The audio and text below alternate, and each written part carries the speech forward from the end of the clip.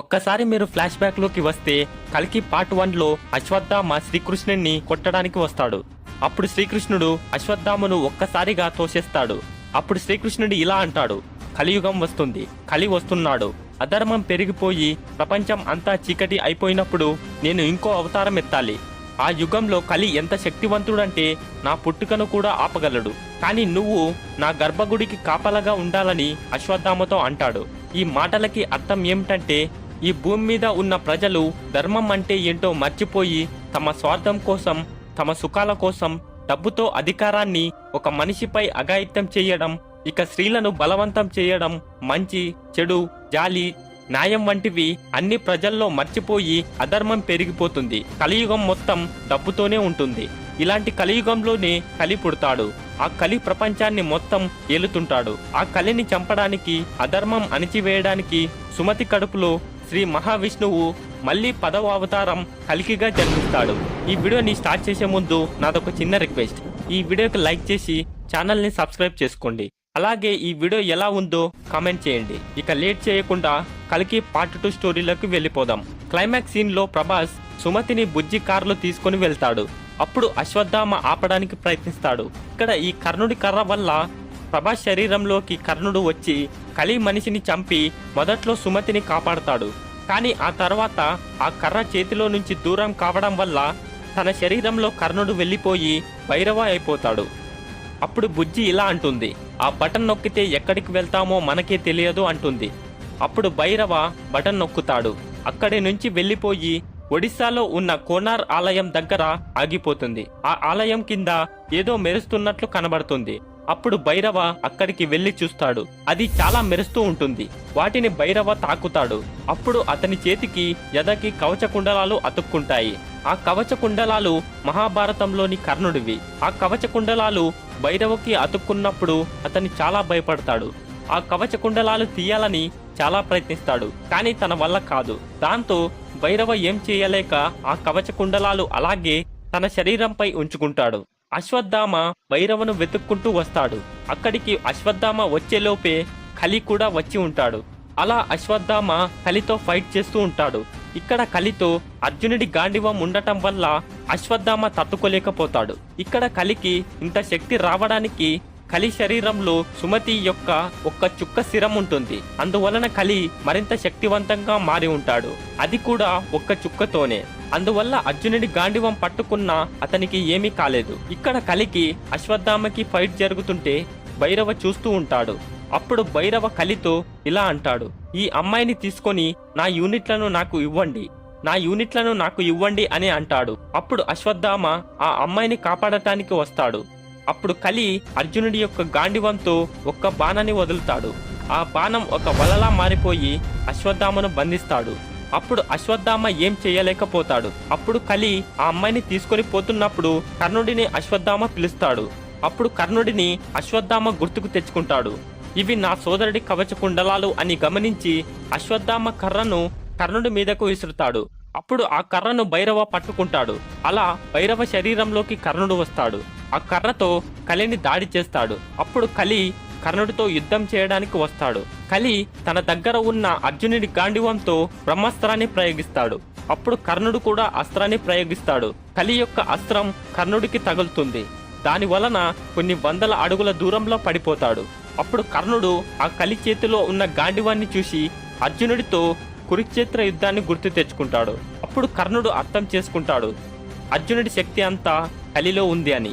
కర్ణుడు అశ్వత్థామను వలలో నుంచి కాపాడతాడు. అలా ఇద్దరు కలిసి కలితో భారీగా యుద్ధం చేస్తారు. కర్ణుడు తలుచుకుంటే తన శక్తితో ఒకే అస్త్రాన్ని ప్రయోగించి కలిని చంపగలడు. కానీ శ్రీకృష్ణుడు మళ్ళీ కలికిగా పుట్టి కలిని చంపాలని అంటాడు. ఆ ఒక్క మాట కారణంగా కలికి మాత్రమే కలిని చంపాలని వదిలేస్తాడు. ఇక్కడ అశ్వత్థామ కర్ణుడి బలం ఎక్కువగా ఉండటం వల్ల కలి తట్టుకోలేకపోతాడు. ఇప్పుడు కలిని చంపేస్తారని భయంతో అక్కడి నుండి తప్పించుకుంటాడు. ఇక అశ్వత్థామ కర్ణుడు కలిసి సుమతిని నిజమైన శంబాల నగరానికి తీసుకువెళ్తారు.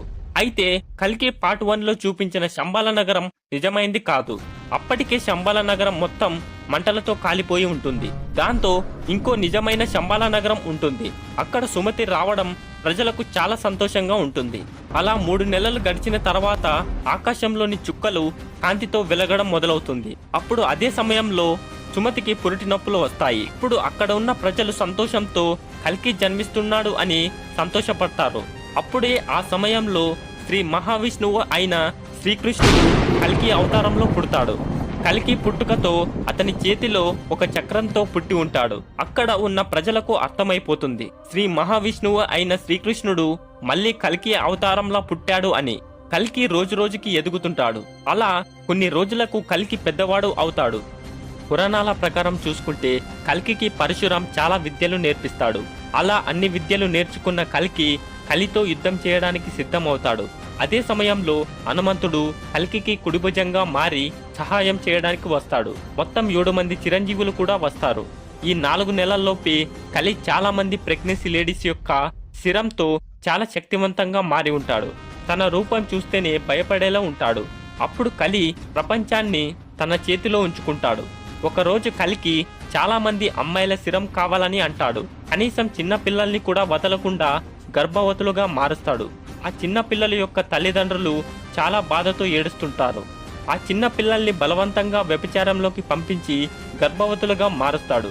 ఇలా కలి చేసే అన్యాయాలు అధర్మాలను చూస్తూ ప్రజలందరూ ఏడుస్తుంటారు. నిజంగా ఇంత అధర్మం జరుగుతున్నా ఏ దేవుడు రాలేదు, ఇక దేవుడు లేడు అని ప్రజలు అనుకుంటారు. అప్పుడే భయంకర శబ్దంతో గుర్రాల శబ్దం వినపడి కల్కి వస్తాడు. కల్కితో పాటు హనుమంతుడు, అశ్వత్థామ, కర్ణుడు, మిగతా సైన్యం అక్కడికి వస్తుంది. కలి మనుషులపై యుద్ధం మొదలవుతుంది. ఇంకా కలి కాంప్లెక్స్ లోనే ఉంటాడు. ఇక్కడ హనుమంతుడు, కర్ణుడు, అశ్వత్థామ చాలా బీభత్సంగా భూమి దద్దరిల్లేలా యుద్ధం చేస్తుంటారు. అలా ఒక్కసారిగా కాంప్లెక్స్ దద్దరిల్లిపోవడంతో సుప్రీం అయిన కలి భయంకర రూపంలో అర్జునుడి గాండివంతో బయటకు వస్తాడు. ఇక యుద్ధం మొదలవుతుంది.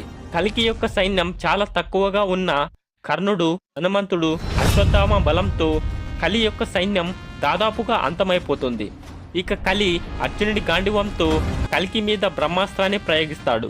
అప్పుడు కర్ణుడు వచ్చి తన కర్రతో ఆ బ్రహ్మాస్త్రాన్ని అడ్డుకుంటాడు. ఇక కలికి భయంకర యుద్ధం జరుగుతుంది. ఆ యుద్ధం జరుగుతుంటే ముల్లోకాలు మొత్తం అంతమైపోయేలా జరుగుతుంది. కల్కి ప్రయోగించే అస్త్రాలను కలి తప్పించుకుంటాడు.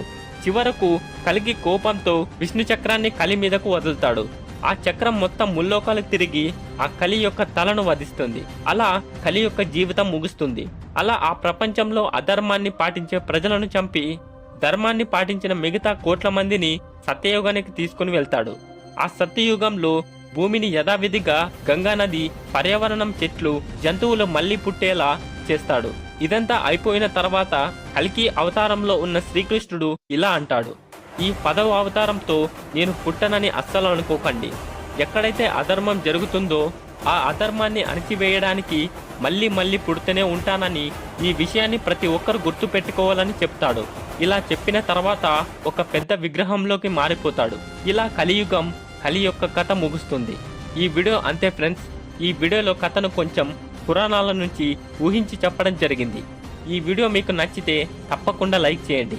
అలాగే ఈ ఛానల్ని సబ్స్క్రైబ్ చేయండి. Thank you for watching.